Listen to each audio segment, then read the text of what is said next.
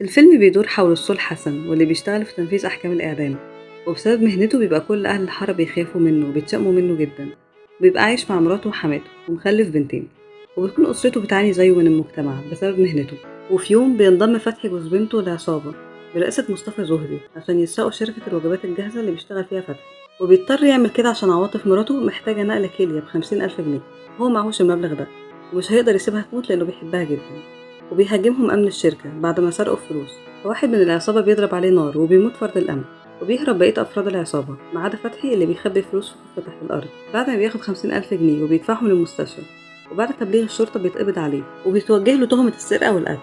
وبيقاوم حسن محامي لجوز بنته عشان يقدر يثبت إنه سرق بس وما قتلش فرد الأمن. وبنروح لمنى بنت حسن الطالبة في كلية الحقوق، وما بيبقاش ليها صديقة غير سعاد بنت مأمور السجن. ودايما منى بتبقى عايشة في حالة صراع نفسي ما بين إن أبوها حنين جدا عليها وما بين إنها مش متقبلاه بسبب مهنته الدموية.